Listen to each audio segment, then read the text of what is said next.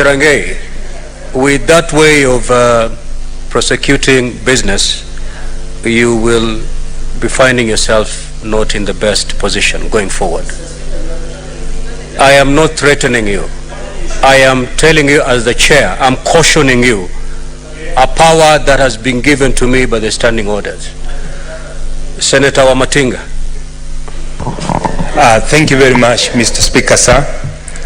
I stand to support the motion.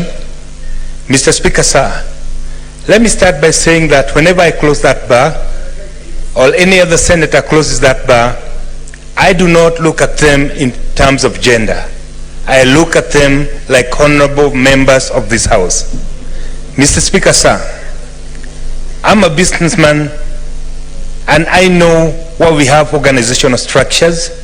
I know where you delegate responsibilities, and I do also understand the efficiency of managing most of the complex matters are better dealt with by selected team which is dedicated to doing that. Therefore, Mr. Speaker, sir, I'm also alive to the fact that most of the businesses in this House are conducted through committees. The fact that the minority and the majority leader found it fit to constitute an 11-member committee composed of both ranking and new members, I find it very, very commendable. However, Mr. Speaker, sir, I must also say this. As a new member of this House, Mr. Speaker, at times I find that the standing orders that comes really interprets the flow of thought of the members, and some of us who are new here, they are actually feel intimidated, especially when ranking members have to keep on raising the point of orders. What is your point of order, Senator Eddie?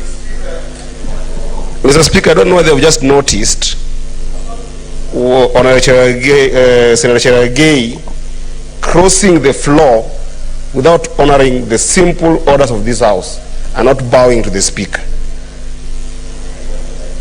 It's so irritating.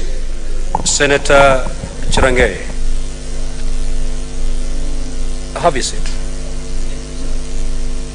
You're very lucky that the chair did not notice that.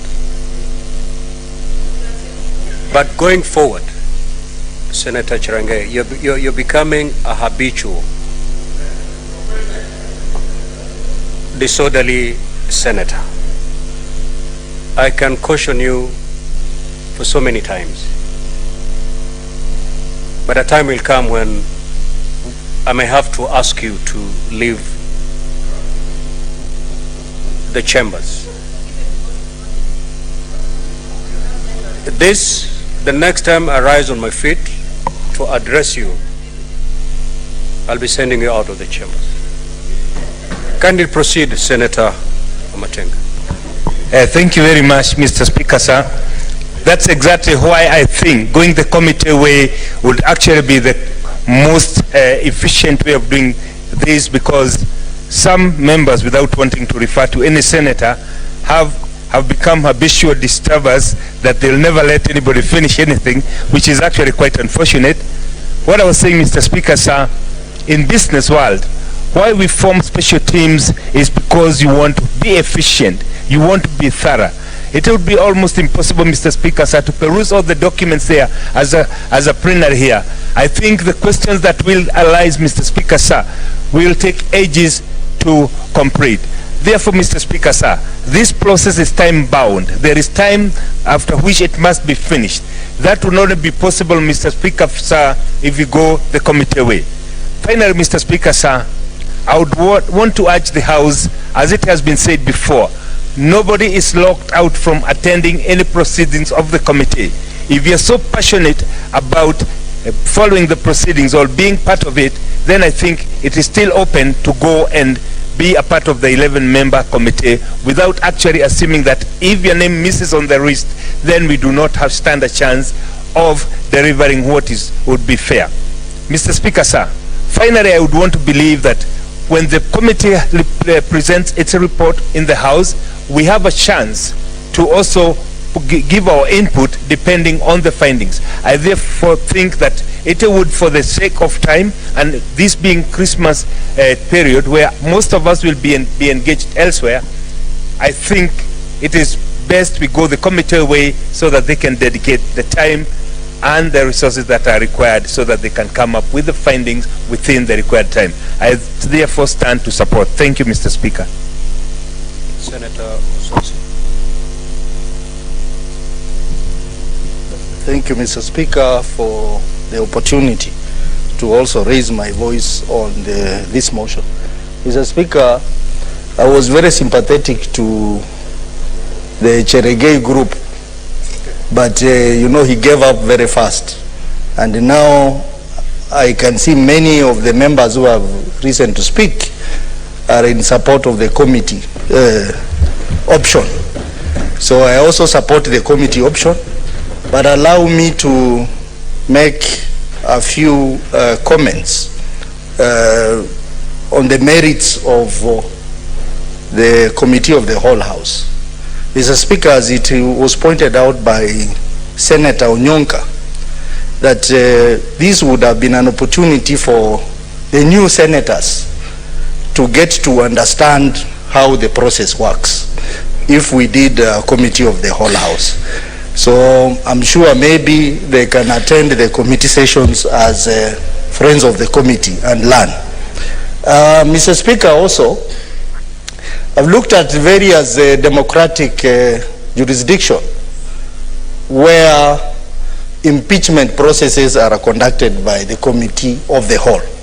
Like in the US, a Senate of 100 members sitting and conducting an impeachment process and doing it so thoroughly.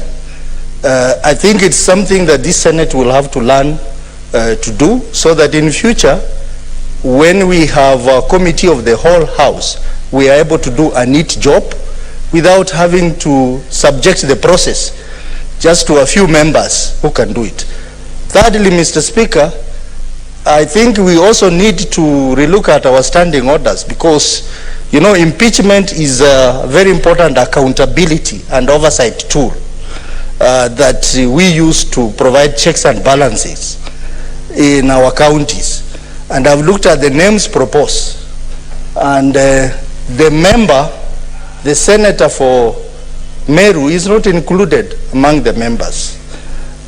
We have developed a tradition where whenever we engage our county governors, the member for that area is invited. For example, in our park and peak committee meetings, they are always invited to come and hear, because they understand the issues better and they can interrogate, they can guide the other members. So I think it's something we need to look at, so that you do not have senators discussing your governor and you are not represented. So I think you should be given a choice whether you want to not to participate or you want to be a member. So it is very important for that consideration to be put in place. Otherwise, Mr. Speaker, I think the committee should do a thorough job, given that this particular impeachment is a unique one. Unique because it is an impeachment that has come 112 days later. And I know the proposed bill on impeachment procedure bill proposes that at least we need a longer period before an impeachment of a governor is brought before us. So this is a very, very unique impeachment, and I think the committee should do justice to the people of Meru and to this House by bringing a report that makes sense legally, and a report that we can easily support as a Senate. I think we need to do a neat job so that to avoid the challenges we have faced as Senate before. Mr. Speaker, you are aware, we have had the impeachment motion that this House has passed, which have been challenged in court. The recent one being the impeachment of the governor of Wajir, who ended up finishing his term because of the gaps in the impeachment process that we had. So the committee, you have an obligation to do a thorough job and a job that we will all support because it will be strictly within the law.